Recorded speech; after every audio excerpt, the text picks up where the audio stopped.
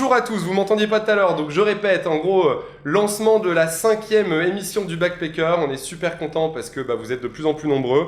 On hallucine un petit peu de l'audience qu'on a, on hallucine aussi des guests qu'on a aujourd'hui. Pour introduire ce Backpacker, je le dis à chaque fois, c'est WeVoo. On est une communauté de product people qui ont envie de se lancer dans l'entrepreneuriat, d'où le Backpacker. D'ailleurs, j'en profite parce qu'on a quand même un public de qualité aujourd'hui, et donc du coup pour vous dire qu'on aura le choc des titans qui va réunir quasiment 26 CPO du monde du produit autour de 9 heures de live sur Twitch. J'espère qu'on n'aura pas de problème technique avec des tables rondes sur le product market fit, sur tout un tas de choses qui vont faire que vous allez être meilleur au quotidien. On peut lancer la bonne annonce et je reviens tout de suite avec nos guests dans 2 minutes. Bonjour à tous, bienvenue sur l'After Produit. On vous a prévu plusieurs formats, des tables rondes, des interviews.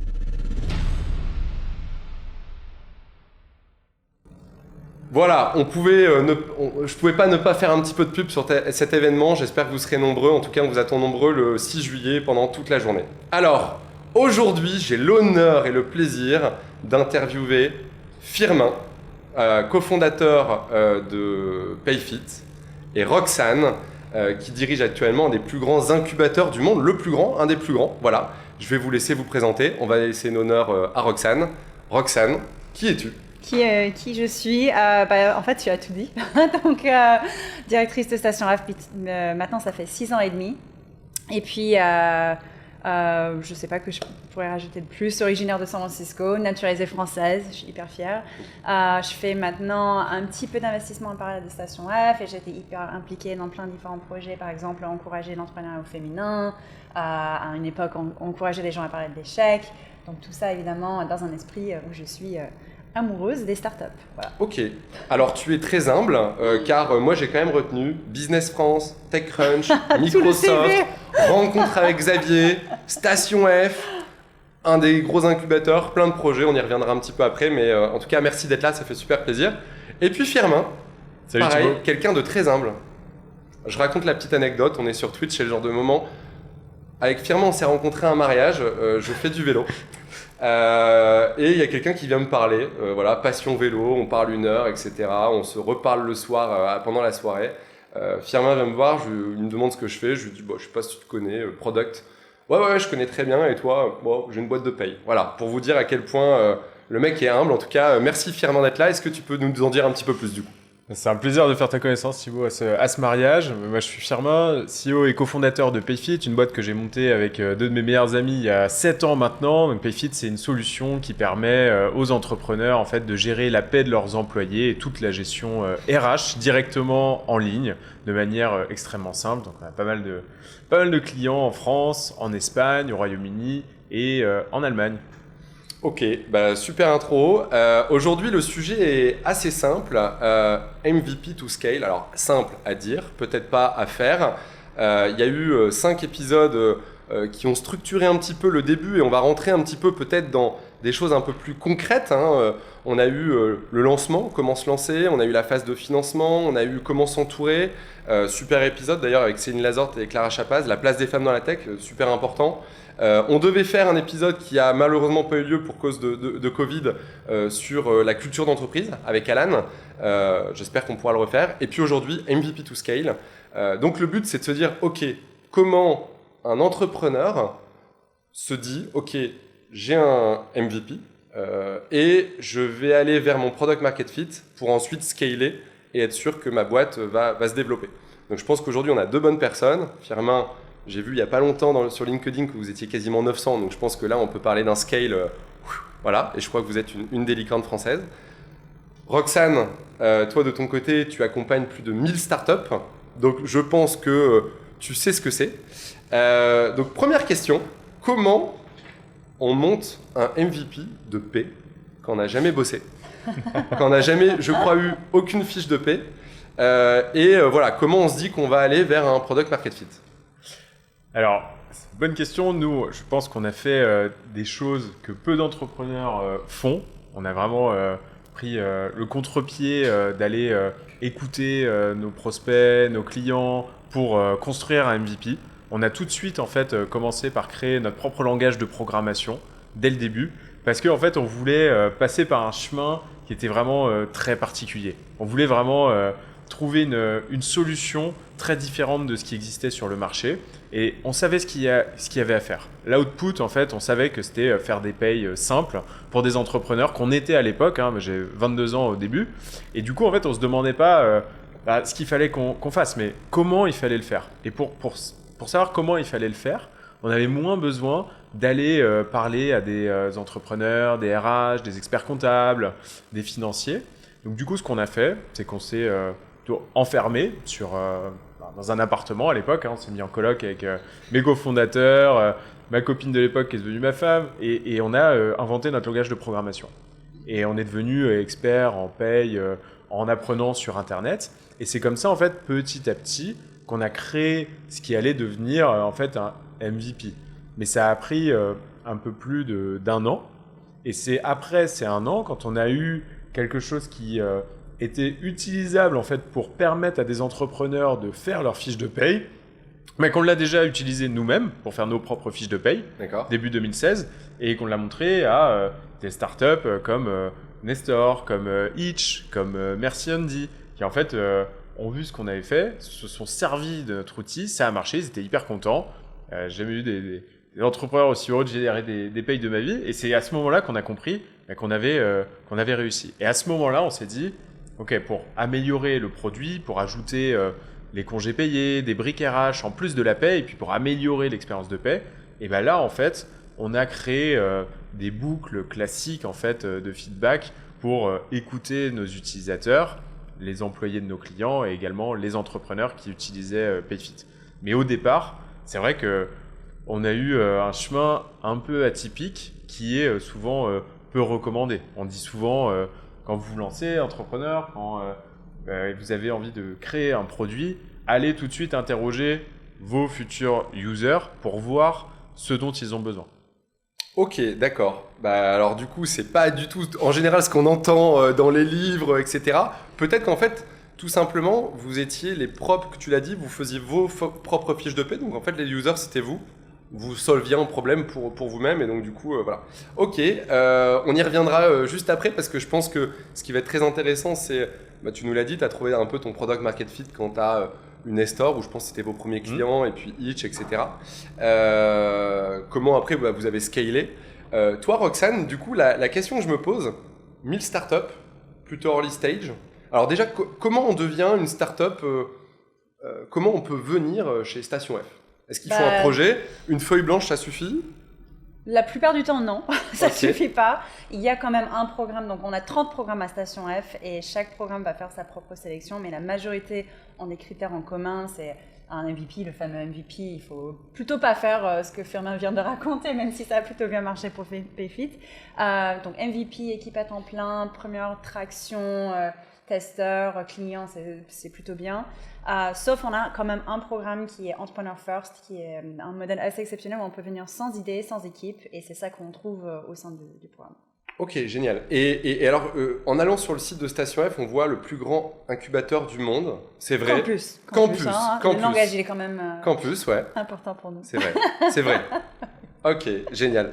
Alors la question que je voulais te poser, c'est, je t'ai vu pousser un petit message LinkedIn là il y a quelques jours d'Alexandre Berich de Flip où tu disais voilà en gros il faut être sur Product Hunt. D'ailleurs on va dire quelques startups françaises qui ont été sur Product Cup, Lemlist, Kern, Folk, June, Stonely, Clap, Mass, Café, Finry. Comment aujourd'hui toi tu dis aux startups qui sont incubées au sein de Station F, ok vous avez un MVP, aller trouver des users, essayer d'avoir un product market fit. Comment ça se passe? Donc déjà, Product Hunt, c'est peut-être pas adapté à toutes les boîtes. Je pense que c'est assez pertinent pour les boîtes en B2B. Et les noms que tu viens de mentionner sont des super succès qui ont bien marché sur Product Hunt. Mais il y a énormément de préparation à faire en amont pour vérifier qu'une fois qu'on se lance sur Product Hunt, il y a tout ce qui se met en route derrière pour qu'on arrive en tête du classement. Sinon, il y a plein d'autres méthodes. Souvent, juste parler avec des clients potentiels. C'est la bonne méthode. Il faut aller les trouver, il faut leur parler, il faut parler des différentes façons parce que souvent, avoir quelqu'un en face ne va pas forcément répondre de la même façon qu'un questionnaire, que d'avoir des datas, de reconnecter. Donc, il y a plein de différentes méthodes et des méthodes qui sont peut-être plus ou moins adaptées à chaque étape, à chaque projet. Donc, franchement, il n'y a pas, j'ai pas envie de dire il y a un one size fits all. D'ailleurs, on a vu le contre-exemple avec Payfit tout à l'heure. Mais chaque programme qu'on a à Station F a plutôt un thématique et donc ils vont encourager des méthodes spécifiques par rapport à leur thématique en question. Donc c'est comme ça qu'on accompagne. Après, je pense qu'il y a énormément de choses qu'on ne peut pas prévoir. Il y a à peu près 25%, un peu plus de startups à Station F qui vont faire des pivots. Donc ça veut dire qu'ils vont se lancer sur quelque chose, ils ne vont pas trouver leur marché, ils vont devoir complètement changer de stratégie, de projet. Et donc c'est hyper commun et je pense qu'il y avait une époque où c'était tabou et aujourd'hui ça l'est pas. Ok.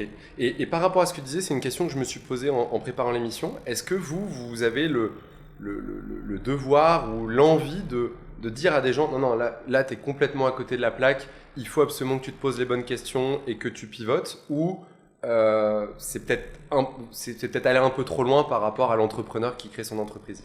On le dit. On le dit. On okay. le dit. On le dit pas systématiquement à tout le monde. On n'a pas les mêmes niveaux de relation avec chaque startup et chaque programme. Mais on le dit quand on voit qu'il y a quelque chose qui ne fonctionne pas ou quelque chose qui ne prend pas. Mais après, c'est la décision de l'entrepreneur. J'imagine que peut-être tu as entendu des choses au début de Payfit et tu as dit, franchement, si j'écoute ça, je ne fais pas le projet. Ah ouais, complètement. Donc, complètement. C'est l'entrepreneur qui sait et qui va pouvoir s'adapter en fonction, je pense. Ok. Alors là, peut-être question, vous allez pouvoir y répondre tous les deux. Pour aller chercher des users, souvent on entend qu'il faut se mettre dans des réseaux. Quand je dis dans des réseaux, ça peut être aller à Station F et puis aller... je sais que je connais Guillaume de l'Emlys, lui, je sais que quand il était à Station F, il allait à droite, à gauche, parler à tout le monde pour essayer d'avoir des feedbacks sur son produit. Je crois avoir compris qu'au début vous étiez chez The Family et que du coup c'était aussi une force parce que du coup vous pouviez faire tester votre produit par beaucoup d'entreprises. Ça marche en B2B. Je prends l'exemple aussi de eFounders avec Thibaut Elzière qui lui-même s'est créé sa propre communauté pour un petit peu faire tester ses produits. Est-ce que c'est indispensable selon vous ou il y a d'autres méthodes? Parce qu'aller chercher des users, c'est pas facile. Ouais, mais c'est pas indispensable, mais en tout cas, ça peut aider. Nous, on est débarqué en fait dans le monde professionnel avec Payfit, avec notre aventure. Et en fait, moi j'avais 22 ans, donc j'avais pas de réseau ou de personnes avec qui j'avais travaillé pour leur dire voilà, ta boîte avec 15 personnes en fait passe sur Payfit. Donc forcément, on se demande comment on va trouver les premiers users, les premiers clients. Et le fait d'avoir été chez The Family, d'avoir été proche également d'eFounders au départ, ça nous a aidé de faire partie de ces réseaux pour trouver les premiers clients. C'est vrai que sur les 60 premiers clients qu'on a réussi à signer en à peine 3 mois, il y en avait la moitié qui étaient des startups de The Family. Donc c'est quelque chose qui aide en fait à donner l'impulsion au démarrage pour ensuite accélérer. Aujourd'hui, les startups qui sont chez Station F, par exemple, il y en a plein qui sont sur Payfit. C'est clair que le fait d'être présent chez Station F, ça nous aide en fait à avoir cette impulsion et ces réseaux. Ouais. Ok. Voilà, petite question que je voulais poser. Ok, alors par rapport à Payfit, aujourd'hui tu disais vous aviez signé vos 60 premiers clients. Aujourd'hui, vous avez combien de clients? Aujourd'hui, on en a 7500. 7500, donc là, c'est vraiment là où on voit le scale au sens, vous avez réussi à aller chercher, j'allais dire, en combien de temps? 2015, en 6-7 ans? Le premier client, c'était il y a pile 6 ans. Le premier client payant, c'était il y a pile 6 ans, donc de 1 à 7500 boîtes qui nous font confiance, qui ont en majorité entre 1 et 100 employés, même si on sert quelques boîtes aussi, quelques centaines de boîtes qui ont plusieurs centaines d'employés. Donc effectivement, on est allé très vite avec de l'internationalisation aussi, parce que c'est à la limite plus facile de rester dans un pays, mais on a choisi très tôt de ne pas faire juste une boîte de paye en France, mais d'être plus largement présent sur la relation employeur-employé et à l'international, donc avec l'Espagne, l'Allemagne, le Royaume-Uni, ce qui ajoute une grosse complexité, parce qu'il faut aller ouvrir des bureaux, localiser le produit, et recruter des gens qui sont dans un autre pays. Et ok, alors attention, on va pas trop vite. On est encore au MVP, on n'a pas encore. C'était plus pour voir la trajectoire. Hein. Aujourd'hui, 7500 clients. Je crois que vous avez fait votre séminaire, vous annonciez être 900 un peu partout en Europe. Qu'est-ce qui se passe dans ta tête quand, en gros, tu vois que tu as quelque chose qui marche? Donc, tu vois, ton premier client, je pense que c'est pas suffisant pour se dire que ça y est, tu as quelque chose. Mais on va dire, allez, tu as tes 10 premiers clients qui te disent, Firmin, là, c'est génial, tu nous rends service, etc. Qu'est-ce qui se passe dans ta tête en tant qu'entrepreneur et comment tu vois les choses? Est-ce que tu vois PayFit aujourd'hui, 7500 clients, l'Europe, 900 PayFitters? Je pense que c'est comme ça que vous les appelez, PayFitters. Ouais. Ou tu es beaucoup plus dans une logique, ok, il faut que je recrute mes premières personnes. Est-ce que tu te dis, il faut que je lève des fonds? Est-ce que tu te dis les deux? Est-ce que tu as une vie? Enfin voilà, tu vois, genre, qu'est-ce qui se passe dans ta tête, quoi? Ouais, alors déjà, depuis le début, on a été hyper ambitieux, projeté vraiment sur le long terme, se dire que cette boîte, en fait, on va la construire sur 10, 15, 20, 30 ans. Donc on a cette vision du futur, on est très optimiste, on a envie de se projeter. Mais quand on a ces 10 premiers, 50 premiers clients, on ne pense pas forcément à ça. On se dit deux choses. On se dit, en fait, pour bien servir et rendre heureux ses clients, j'ai encore plein de choses à améliorer. Et mon produit est loin d'être parfait. Donc 2015, 2016, même avec tous ces clients-là, on se dit ça. On se dit, il va falloir qu'on charbonne et qu'on y aille sur la roadmap et puis qu'on recrute des gens pour nous aider, pour rendre ses clients encore plus heureux. Puis la deuxième chose qu'on se dit, en fait, c'est quand on voit 10 ou 50 clients, en fait, on se dit, du coup, pourquoi pas 100 ou 500? En fait, c'est l'ordre naturel des choses, parce qu'en fait, on n'est pas en train de proposer un logiciel pour une niche. En fait, on est en train juste de changer la façon dont les entrepreneurs font leur paye et s'occupent de leurs employés en France. Et donc, du coup, on se dit, on peut rendre ce service à tous les employés. On se dit, OK, comment on va pouvoir, en fait, servir des millions de personnes dans les années qui viennent, mais il faut y aller step by step. En fait, c'est un peu le propre de l'entrepreneur qui doit avoir une vision long terme, une ambition, et en même temps pas se perdre là-dedans et se dire comment est-ce que, à la limite, au début, même jour après jour, en fait, je franchis des étapes, je recrute les bonnes personnes. Au début, on recrute une personne après une autre personne, ça prend du temps, bien choisir les personnes dont on va s'entourer. Et voilà, c'est un mix de long terme et court terme. Ok, d'accord. Donc à ce moment-là, tu alternes entre le day-to-day, de l'exécution d'une boîte classique où j'imagine tu fais plein de choses et le stéréotype de c'est même toi qui achètes le papier toilette tu penses la boîte, j'allais dire, en mode très long terme. Ok. Exactement. Alors, on a une petite question, je la reposerai juste après. J'allais te demander sur les gens que tu vois partir... Roxane de Station F, donc on en parlait à peu près, tu disais souvent une boîte quitte Station F à peu près une vingtaine de personnes. C'est quoi un peu le mindset de toutes les boîtes qui partent? Elles sont dans quel état d'esprit? C'est des questions très basiques, il faut trouver des locaux, etc. C'est déjà des questions d'organisation, je recrute, quels sont les key people qu'il faut... T'as parlé, on recrute, mais on y reviendra après, on recrute qui en priorité? C'est quoi les gens sur qui on va s'appuyer? Ils sont dans quel mindset? Je pense que tu l'as un peu dit, donc les startups quittent Station F quand ils arrivent autour de 20 salariés. Donc ça commence à être une boîte qui commence à scale doucement. Donc c'est plus vraiment adapté à, c'est ce qu'on entend en tout cas, d'être dans un grand open space. Et je partage un peu l'idée de vouloir se retrouver avec son identité, ses valeurs dans un espace qui est à son image, quoi. Donc c'est assez naturel. Après, dans quel mindset? Je pense que ça serait le mindset idéal en fait, parce que Firmin, ce que j'ai adoré avec sa réponse, il a commencé en fait avec les besoins de clients. comment on peut répondre, comment on peut améliorer le produit, comment on peut répondre aux demandes des clients. Et après, il a parlé du reste. Évidemment, tout arrive en même temps, mais il a commencé avec ça. Et je pense que ça serait l'idéal pour une startup qui quitte Station F. Évidemment, ils sont dans le rush, ils doivent trouver des locaux, ils doivent relocaliser l'équipe, je sais pas quoi. Mais évidemment, le focus doit rester quand même le client. Ok. Alors, il y a une petite question de Andrea Hub dans le chat qui dit comment définir le product market fit pour un consumer app non payante. Donc, c'est-à-dire en gros, alors je pense que c'est une question qu'on pourra aborder dans le champ des titans parce que là on est sur le volet entrepreneurial, mais je pense qu'on pourra rentrer dans quelques jours sur la partie un peu plus produit.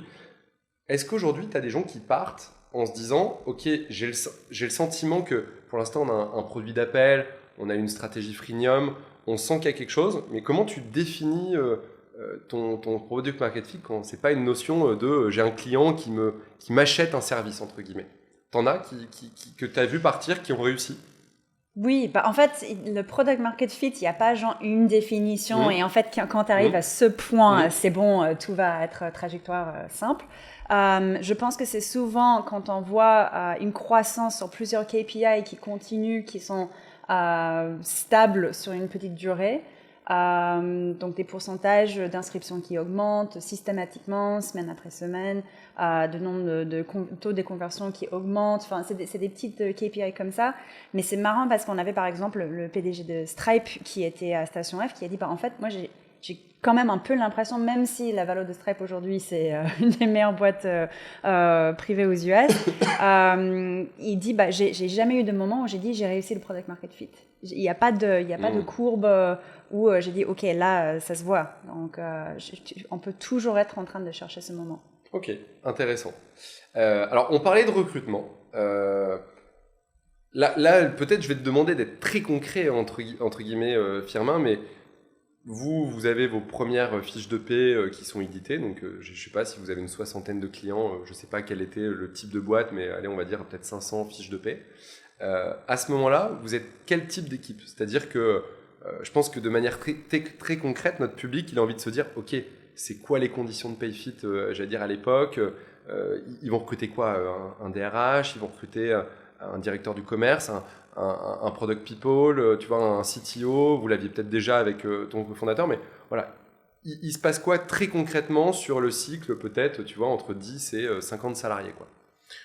Ouais, donc au début, quand on est effectivement à 60 clients, on est 10 dans la boîte, donc on est 3 fondateurs assez complémentaires, avec Guylain qui s'occupe de l'engineering, Flo qui s'occupe du produit, moi je m'occupe du reste, et du coup on recrute des personnes en fait qui vont être complémentaires aussi avec nous-mêmes et nous aider à accélérer. Okay. Donc on voulait accélérer sur le développement du produit, donc on a recruté forcément des techs. On voulait également avoir une expertise en paye pour pouvoir mieux répondre à nos questions et construire un produit plus fiable. Donc on est allé trouver cette personne-là. Ensuite, pour accélérer la croissance, parce qu'au début j'étais tout seul, on a recruté des sales. On a recruté ensuite une personne pour faire l'onboarding, pour que nos clients soient accueillis dans les meilleures conditions et qu'on fasse la reprise de l'historique de paye qui est complexe. Donc voilà, on arrive à une équipe d'une dizaine de personnes assez rapidement. Et qui permet de poursuivre la croissance. Et ensuite, oui, il y a pas mal de choix à faire. C'est-à-dire que je vois beaucoup d'entrepreneurs à 10 qui se disent j'ai besoin de ma première personne en RH. D'autres qui attendent 20, 30, 100 parfois. Nous, on a attendu 25. Et c'est vrai que je recommande souvent d'avoir la première personne qui s'occupe des RH autour de 20 personnes si prévoit une croissance assez rapide, que ce soit sur le recrutement ou sur l'engagement en fait des employés dans sa boîte, la culture, les valeurs, c'est hyper important. Ok, alors c'est marrant ça parce que tu vois le côté RH souvent, je dis pas que c'est un côté fourre-tout. Alors peut-être à tort nous côté WeVoo, mais les RH ça englobe plein d'aspects. Ça peut être le recrutement, tu l'as dit, ça peut être voilà comment se confier quand t'as pas envie d'aller voir les fondateurs, tu vois au début quand la boîte grandit et des questions tu vois un peu plus privées. Ça peut être effectivement la notion d'engagement, de carrière, etc. De valeur. Jusqu'à quand, toi, tu t'es dit, ok, je suis le pourfendeur des valeurs? Est-ce que ça a toujours été en mode, même quand vous avez eu une personne qui arrivait au RH, j'imagine que vous étiez les défendeurs des valeurs de Payfit. Et encore maintenant, quasiment 1000 en tant que fondateur, on se considère investi d'une mission quant à la culture et les valeurs de la boîte. Et même dans plusieurs années, en fait, c'est quelque chose qui est... les RH, les autres Payfitters nous aident énormément, mais en tant que fondateur, on se doit d'être garant de cette culture sur le long terme et de faire en sorte que le produit, les objectifs business, les demandes de nos clients, les levées de fonds, ne vont pas mettre à mal en fait cette culture qui fait notre force et qui restera extrêmement forte dans les années à venir. Après, sur la question spécifique des valeurs, moi quand j'ai créé Payfit avec Guilain et Flo, je ne savais pas ce que c'était que des valeurs d'entreprise. J'avais aucune expérience professionnelle et donc du coup on faisait juste les choses comme on pensait qu'il fallait qu'elles soient. On a recruté des personnes qui partageaient une ambition, des valeurs qu'on ne connaissait pas à l'époque et puis qui venaient aussi avec leur diversité et qui faisaient du bien. Et à 50, 70 dans la boîte, on s'est dit ok, il faut rationaliser un peu tout ça parce que là en fait on grandit. Mais on n'est plus capable juste de s'asseoir tous autour d'une table. Donc il faut essayer de regarder en fait ce qu'on a construit, essayer de conceptualiser tout ça. Et c'est à ce moment-là, en fait, en écoutant les Payfitters, en travaillant là-dessus, qu'on a fait sortir nos valeurs et qui permettent aujourd'hui, alors on les affiche pas sur les murs, mais en tout cas elles sont vécues par les Payfitters au quotidien. Il y a encore beaucoup d'importance dans les recrutements, dans le suivi de la performance. Et c'est quelque chose qui moi, en tant que cofondateur, me tient énormément à cœur. Ok, donc du coup la boîte démarre, donc quand même on sent bien le côté humain, le côté RH, une personne au bout de 25 collaborateurs. Tout ce qui est, vous êtes quand même une entreprise tech, tout ce qui est recrutement des devs, recrutement du produit et tout ce qui gravite autour de la tech, ça se passe comment ? Alors on s'y met tous, ouais. C'est-à-dire qu'il y a un fondateur qui gère l'engineering, un autre le produit, le design, mais on s'y met tous parce qu'en fait, au début, quand on lance sa boîte, et surtout quand on n'a pas de réseau, en fait, c'est extrêmement difficile de recruter sur toutes les positions, vraiment toutes les positions, mais particulièrement au produit et en tech. Parce qu'en fait, c'est les personnes dont tout le monde a besoin au départ. On sait qu'il y a plein d'entrepreneurs qui lancent leur boîte. Il y a des boîtes plus grosses aussi qui cherchent plein de tech et de personnes au produit. Il y a peu de profils sur le marché. Donc, c'est extrêmement compliqué. Donc il faut arriver en fait à projeter des personnes sur une histoire, sur les missions, sur l'autonomie, sur la culture de boîte. Notre premier dev, on l'a recruté, c'est assez marrant. Hein. C'était Manu, il nous a rejoint vraiment au tout début. Je ne savais même pas dans quoi il se lançait. Quoi.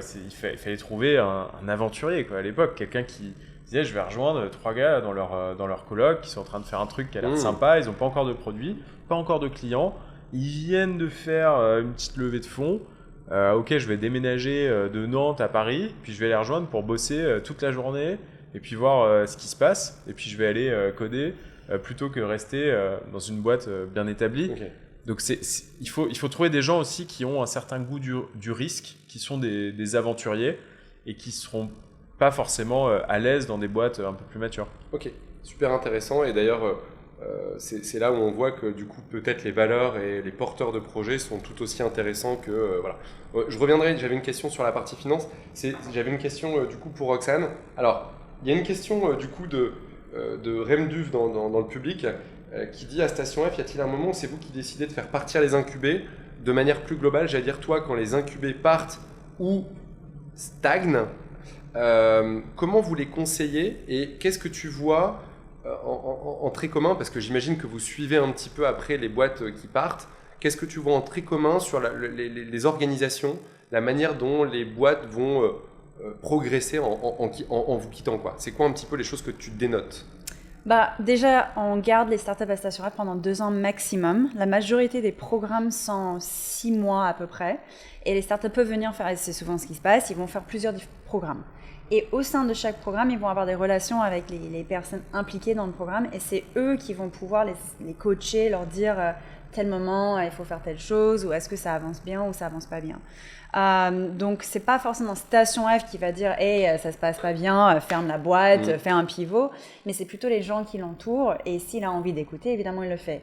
Après, j'ai l'impression que moi, on vient me voir souvent Au début, évidemment, pour pitcher une idée, pour avoir un peu d'approbation sur une idée ou un concept, mais aussi quand les choses se passent pas bien, j'entends énormément d'histoires.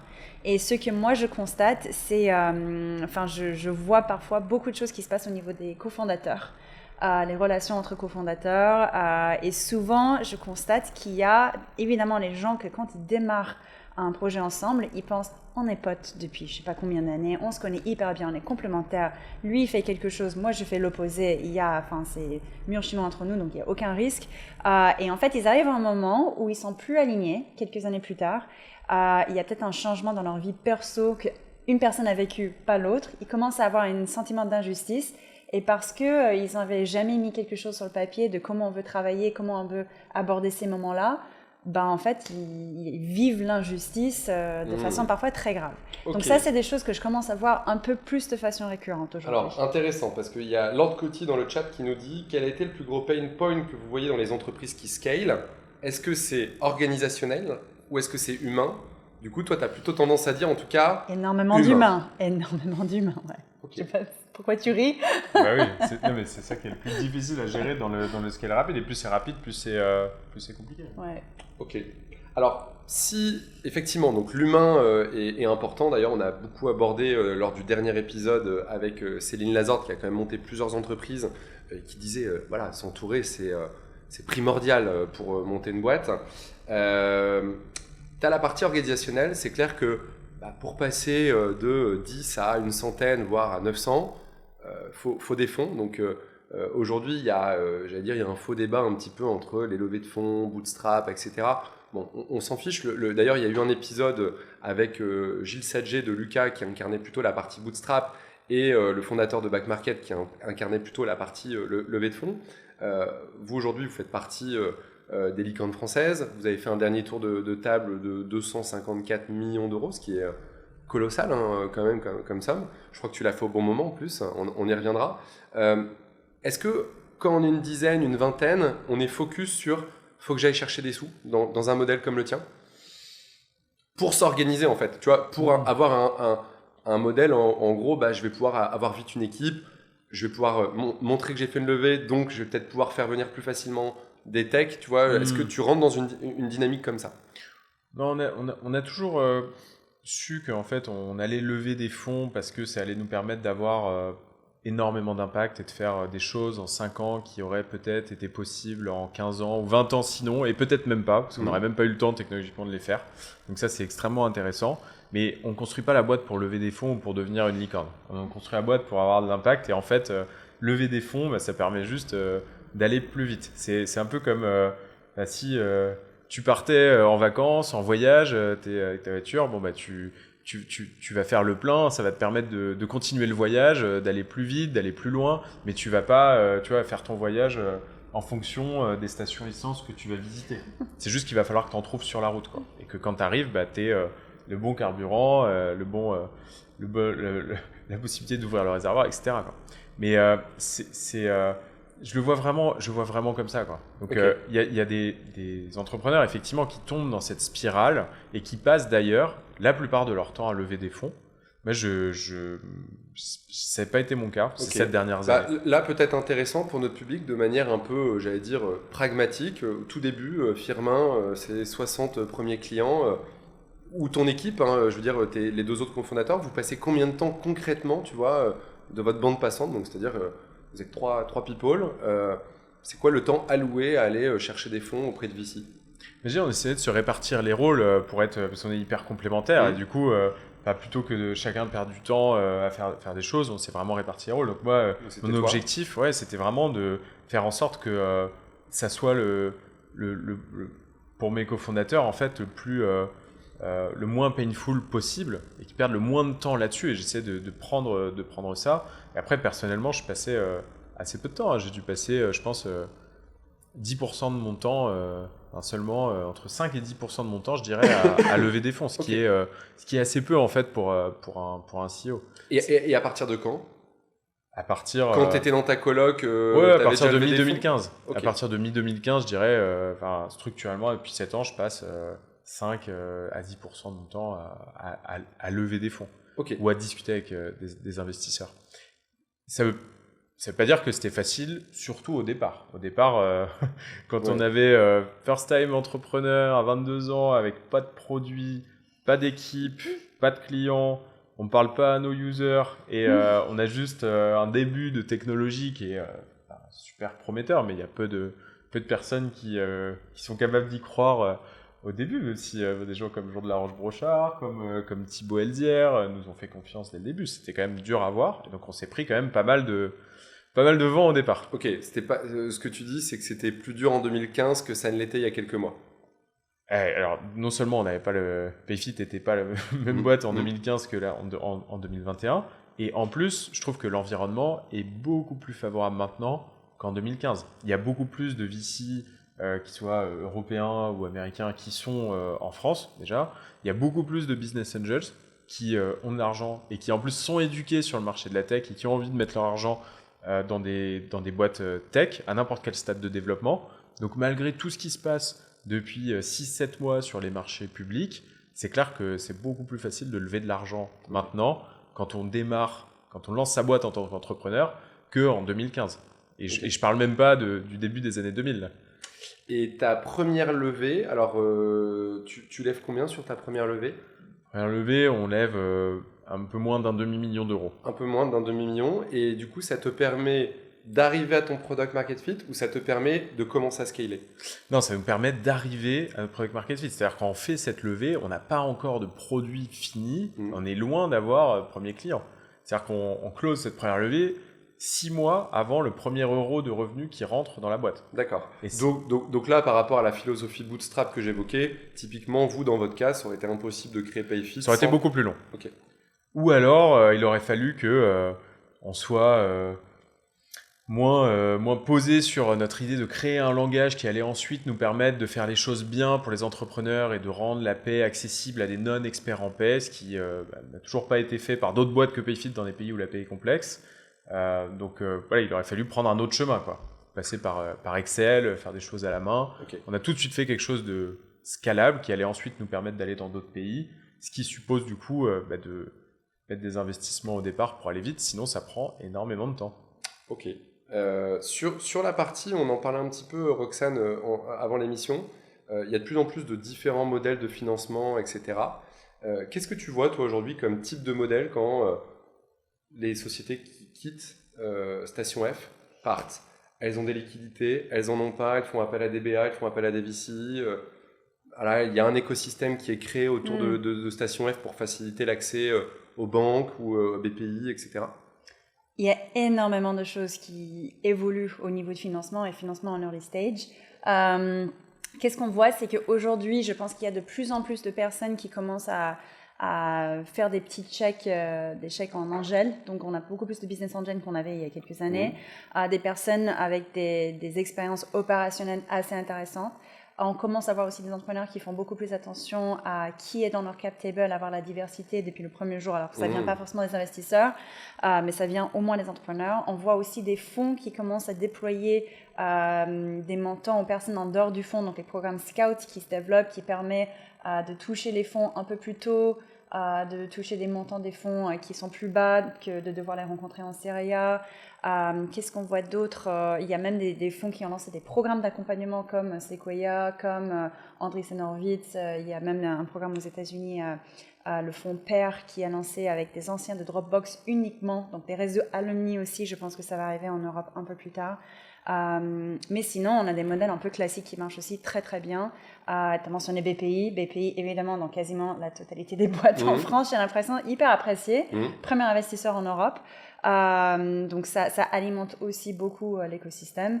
Et puis, il y a les différents formats de levée, mais je pense aussi, il y a quelques années, le BSR n'existait pas. Oh, tu me donnes une perche. Ok. Et aujourd'hui, alors, ça existe. BSR, je vous en ai pas parlé. On a la minute allomètre, faite par un avocat d'affaires, qui est une chronique qui vise à donner à notre public des tips très concrets et très précis, pacte d'associés, etc.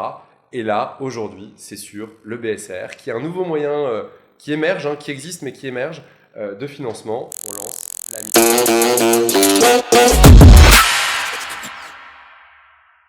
Bonjour à tous, Édouard Terré, je suis avocat en droit des sociétés et aujourd'hui on va parler d'un thème que certains connaissent peut-être, c'est comment est-ce que je peux lever des fonds rapidement avec des BSA R, AIR.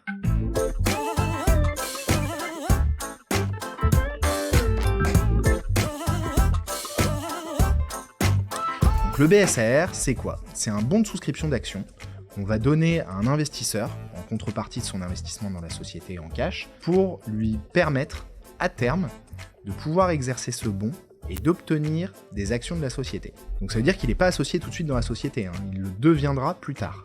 C'est un accès différé au capital de la société.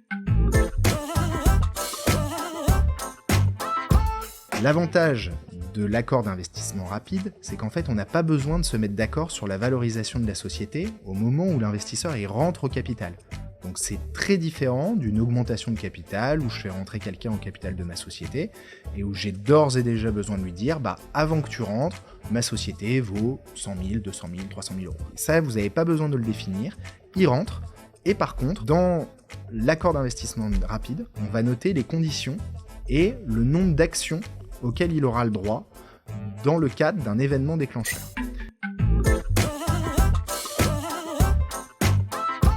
Il y a deux événements déclencheurs qu'on prévoit généralement dans les accords d'investissement rapide. C'est une future levée de fonds, donc ça veut dire je vais relever des fonds auprès d'autres personnes, ou deux, la cession de la société. C'est les deux événements déclencheurs qui permettent à l'investisseur, du coup, d'utiliser son bon de souscription, d'acheter, grâce à son investissement, et de devenir associé de la société, en ayant directement des actions en dur.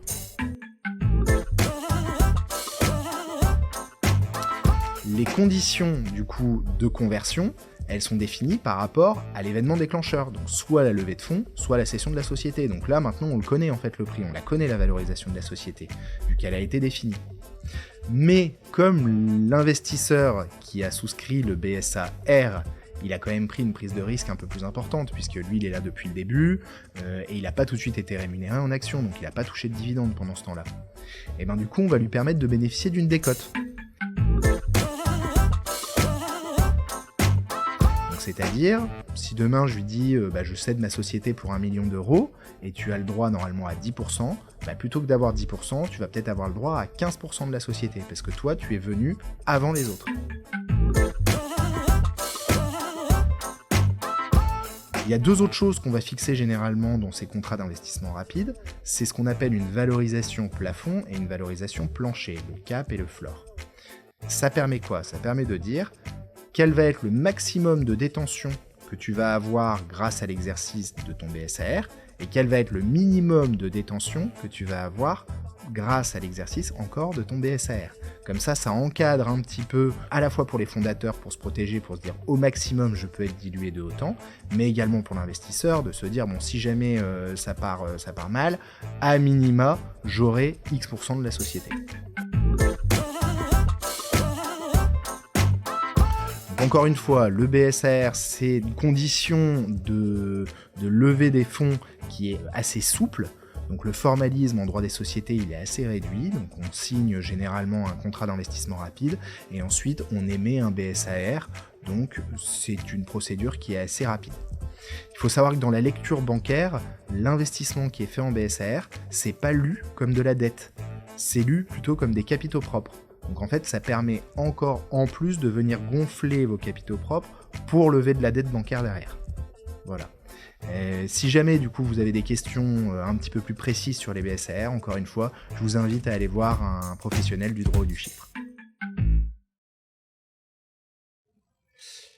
Ok, merci à Maître Terré pour cette minute allomètre. On va arrêter de parler de financement, on va parler de quelque chose, je pense, d'assez intéressant pour le public. Là, je m'adresse plutôt à toi, Firmin.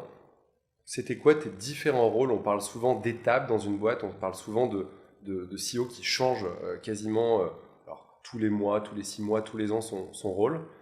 Comment tu as vécu ton rôle de CEO, d'entrepreneur et ça a été quoi les grandes étapes selon toi?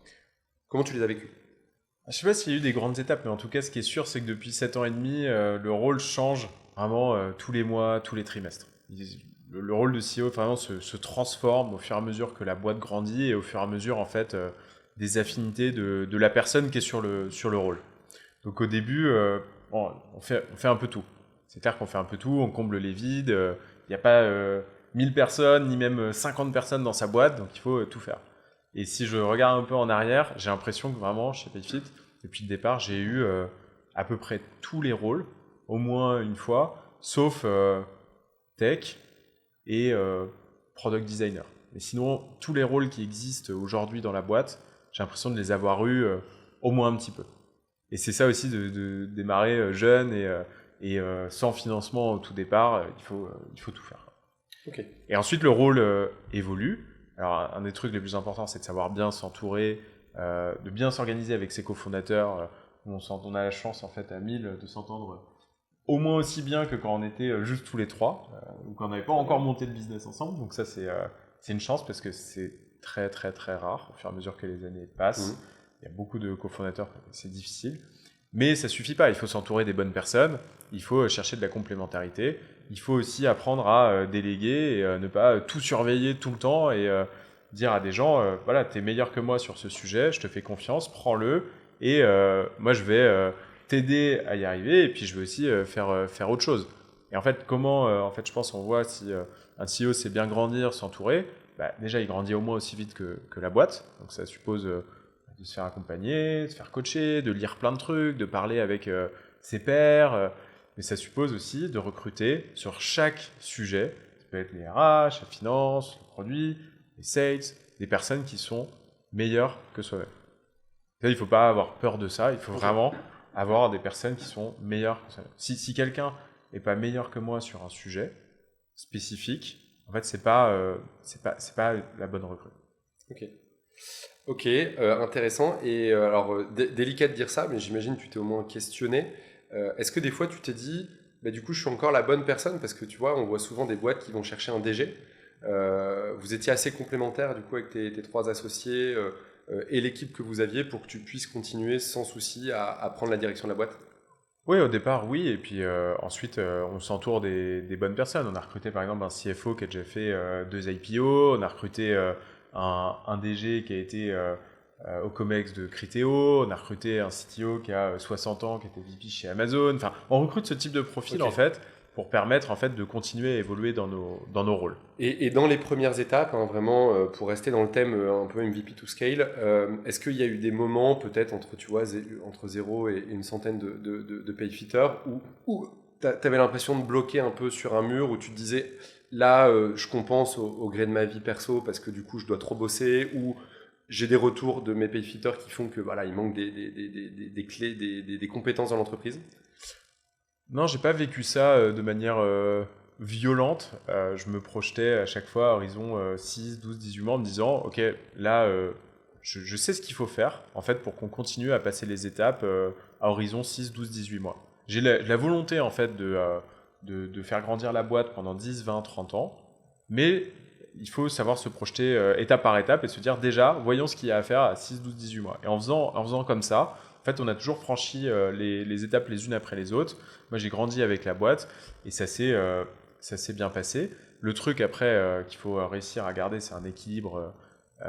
Chaque personne a besoin de son propre équilibre. Moi, par exemple, je sais que j'ai besoin de voir mes amis, de voir ma famille, de faire beaucoup de sport, de bien bosser. Voilà, j'ai des besoins. Et en fait, sauf rush pendant quelques jours, voire quelques semaines, où par exemple, il y a une levée de fonds, où il y a certaines choses à faire. Bon, là, on peut se mettre dans le dur de manière ponctuelle, mais sur le long terme, 7 ans et demi, en fait, il faut pouvoir trouver son rythme, en fait. Ok. C'est indispensable parce que sinon, à un moment, le risque que beaucoup d'entrepreneurs, d'ailleurs, vivent, c'est l'explosion. Et là, en fait, si vous faites ça, pas possible de tenir 10, 15, 20, 30 ans. Ok. Alors, il nous reste 6 minutes de live. J'ai une question. Je vais vous demander du coup d'être synthétique. Est-ce que le regard de tes salariés avec la boîte qui grandit, la boîte qui scale, est-ce que tu sens un regard des salariés qui est différent? Est-ce que c'est dur à vivre en tant qu'entrepreneur? C'est-à-dire que entre la petite team où vous étiez 10 et aujourd'hui 900, forcément j'imagine que tu connais pas tout le monde. Comment tu le vis toi en tant qu'entrepreneur? Moi, je le vis bien parce que je reste toujours hyper naturel, hyper proche de chacun. Tous les mardis soirs, je joue au foot avec les équipes. Ça permet de voir les nouveaux. J'ai l'avantage aussi d'avoir d'être dans la moyenne d'âge en fait des 900 personnes dans la boîte. Mais non, je pense que c'est une question de mindset. Moi, je considère en fait chaque payfitter comme un payfitter, peu importe si il est en stage pour 2 mois et que personne a 19 ans ou si c'est quelqu'un qui a 38 ans d'expérience à San Francisco avec des grosses responsabilités. Ok. Alors, dernière question. Là, je m'adresse à vous deux. Je vais démarrer par toi, du coup, Roxane. Il y a peut-être, alors c'était peut-être pour le coup, toi, quand tu étais à Palo Alto, en tout cas aux États-Unis, c'était peut-être pas le cas, mais en tout cas en France, il y a eu une émergence du product management depuis, je dirais, une bonne dizaine d'années. Hein. On n'a pas du tout été les précurseurs, il y avait des gens bien avant nous.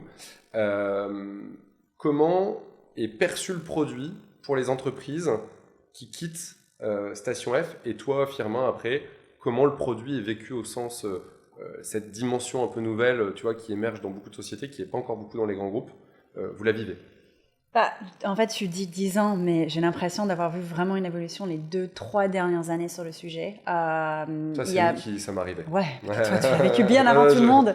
Non, ce qui est assez dingue, c'est on a même des boîtes qui spécialisent dans les produits pour PM et qui nous disaient, en fait, notre marché n'est pas ici, notre marché est aux US. Et ça, je trouvais assez dingue. Donc aujourd'hui, on voit vraiment l'émergence d'une culture product, un mindset product. On voit même des écoles qui forment des gens dans le product. Donc ça arrive enfin chez nous.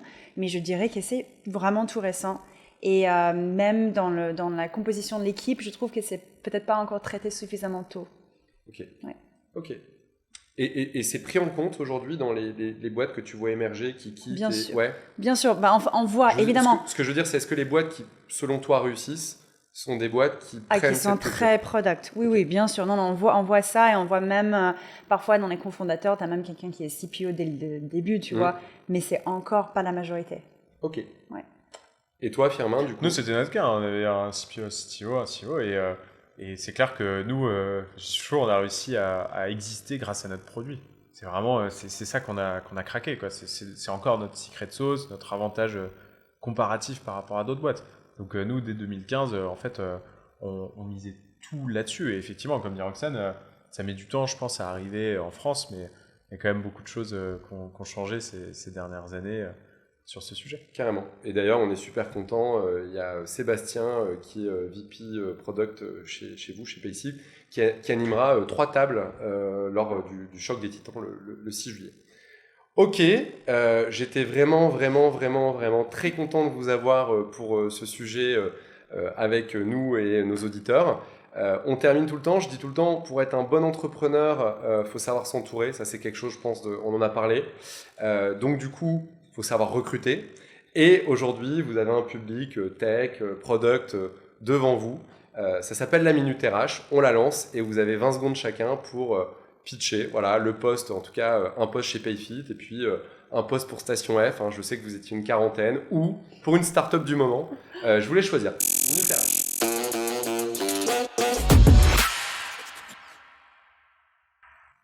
Roxane, honneur à toi, c'est parti, tu as 20 secondes pour nous pitcher un poste. Super, du coup je vais pitcher le poste full stack dev, je pense que je vous apprends rien de qu'est-ce que c'est, mais du coup oui, on a une toute petite équipe dev en interne depuis le premier jour qui développe toute la plateforme, toute l'expérience digitale de Station F, et évidemment avec Covid et même avant le Covid, on voyait que l'expérience Station F est vraiment une expérience hybride, même si on a un grand bâtiment et tout, et donc là on commence à avoir vraiment des gros besoins en tech, donc quelqu'un qui a vraiment les épaules peut nous rejoindre.